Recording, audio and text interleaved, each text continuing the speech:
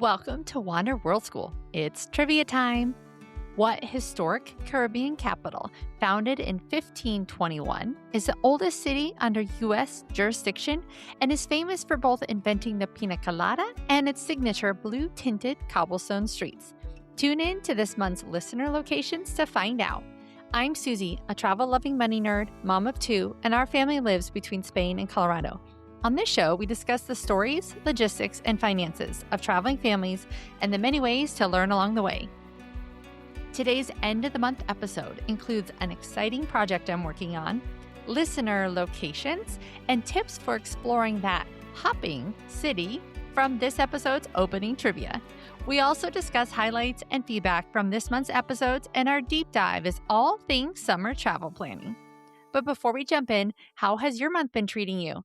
The sunshine finally returned to Spain after weeks of rain. We celebrated our 10-year anniversary at a beachside getaway near Marbella, the fancy part of Andalusia. It was wonderful to play at the beach again. My kids even swam in the ocean even though I was in a sweater and pants. They are much braver than me. We swam again last weekend after the Gran Cabalgata in Chipiona, a cute beachside town that put on the most colorful carnival celebration.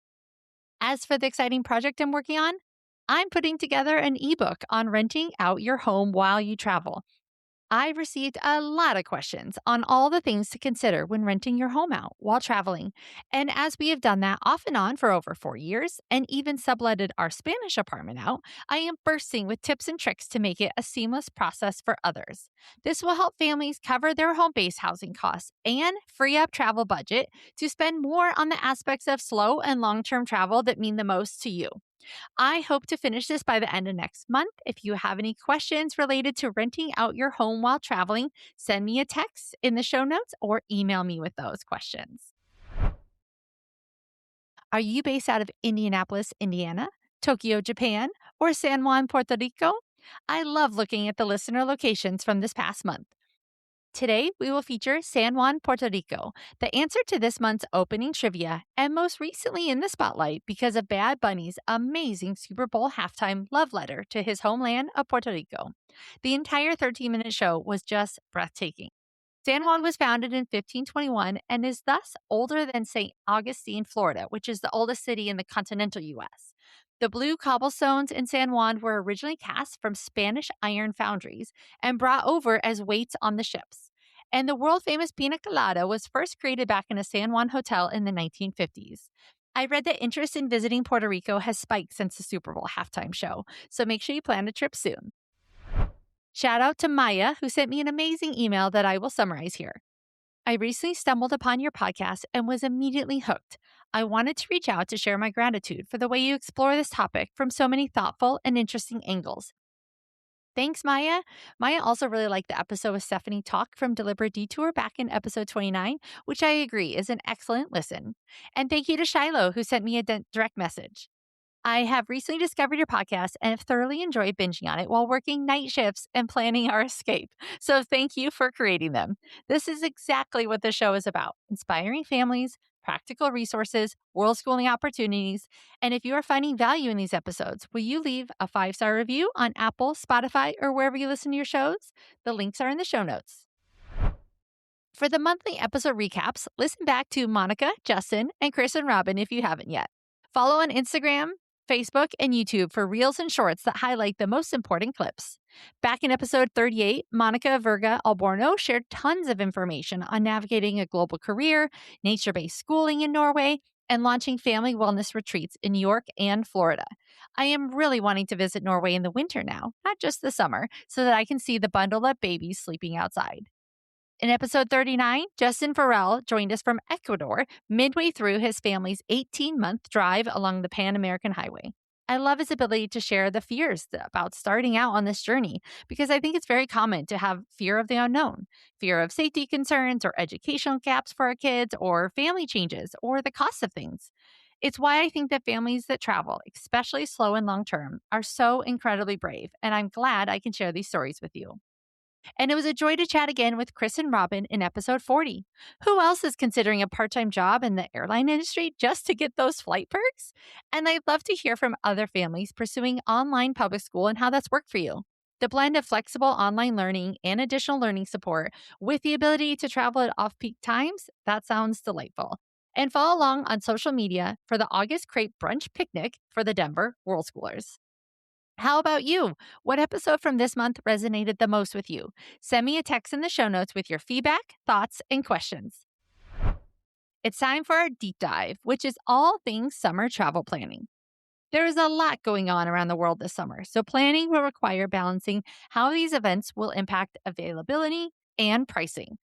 But as always, the money nerd in me says let's step back and first analyze your financial situation. What have you saved up already in your travel expense savings fund? How much more could you allocate to travel by this summer? Do you have plans to offset some expenses by renting your house out? Look for my ebook coming soon to help you with that. And if you need help figuring out the money piece of travel, book a free 30-minute discovery call with me in the show notes. You'll also want to look at how much time you have available to travel, what your family needs and desires are. And this is where I really encourage you to tune in with what would be the most meaningful to you and your family, not what anyone else is saying to do in the travel world. How can you line up your time available with your budget and your family desires? While every summer can have a lot going on, if you're listening to this before summer 2026, keep in mind these big upcoming events. The World Cup will be in the United States, Canada, and Mexico from June 11th to July 19th. So check if your plans intersect with any of those host cities, either to go to a game or be part of it, or to purposely avoid it if that's your thing too. And around the world, look for watch parties, which are a fun way to be part of the action if you can join one. My mom was amazingly able to get World Cup tickets back in 2006 in Germany. So we went to a few games, and it was truly an impressive global cultural event. Also, the total solar eclipse will occur August 12th and be visible from parts of Spain, Iceland, and Greenland. So make your bookings now to be in these locations for it. We will sadly miss this event, though Sophia wasn't in the path of totality anyhow. Are you booking flights for summer? Pop your itinerary into seats.aero, A-E-R-O, to see what the best points redemptions are. If you're paying cash, make sure you're using a premium travel card to get extra points on your purchase. I've linked my favorite Chase Sapphire Preferred and Chase Sapphire Reserve card in the show notes, which is a great starting point if you don't have it already. I just booked over $6,000 of flights for only $300 and 151,000 points recently. If you're new to the points world, let me know your questions so I can put together a future episode on the topic. For international flights, you are in the sweet spot to book now. You can track these flights in Google Flights to see the price trends. Domestic flights can be booked 2 to 3 months out, though if you see a great fare, jump on it. Traveling after August 20th can see a dip in prices as well as midweek flights. The logistics to consider include checking your passport expiration date. And check this now. You want to make sure that you have at least 6 months beyond your return date. And remember, kiddos' passports often expire in just 5 years, at least in the United States. So check now to give time to renew. There are also lots of digital visas and travel authorizations rolling out, so check what your destination requires ahead of time. ETIAS, the European Travel Information and Authorization System, is planned to launch this year, requiring mandatory online pre-travel authorization from citizens of over 60 visa-exempt countries. This includes the United States, Canada, and Mexico, who are traveling to 30 European countries for up to 90 days. Check etias.com before you travel. To get your travel dreams started, let's discuss a few options in each of the travel expense categories. We'll talk about lower, mid, and upper budget options. Lower budget options can average around $50 a day and are best for slow travelers and those who prioritize local immersion over luxury. Locations like Southeast Asia, Central America, and Eastern Europe have stunning locations, welcoming communities, diverse landscapes, and can all be done quite affordably. Other options include camping or RVing to state and national parks. Or my favorite, look for trusted house sitters pet sits in the location you want to visit, or arrange for a home exchange. I'll link the article that goes into more information on how to do all that in the show notes. Middle budget options. This might range from $70 to $180 US a day, and this includes such gems as Portugal and cities like Budapest and Krakow. There are pop-up hubs in Lisbon in late May and Cebu, Romania, and Warsaw, Poland in June, which are great mid-budget location options. Those with a higher budget, such as 200 USD a day or more, may look into something like a Japanese luxury rail trip via the Seven Stars in Kyushu.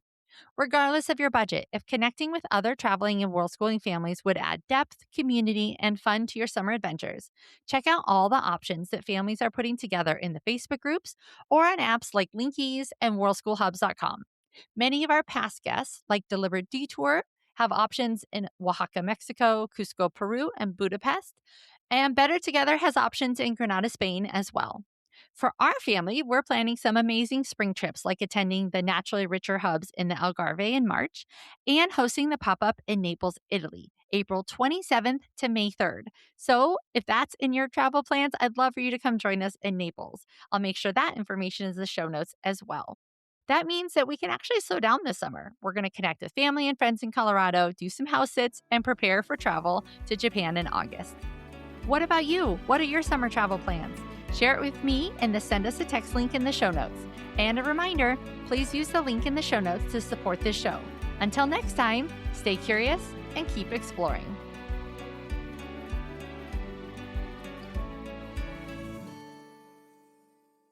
What a great episode! Want more? Join us for the virtual World Schoolers Meetup on March 19th. We'll be connecting at 7 a.m. in California, 8 a.m. in Denver, 10 a.m. in New York, 3 p.m. in Central Europe, and 10 p.m. in Vietnam. We can't wait to see your faces and hear about your adventures. Sign up in the show notes. Loving the show? Share it with a travel buddy. See you next time.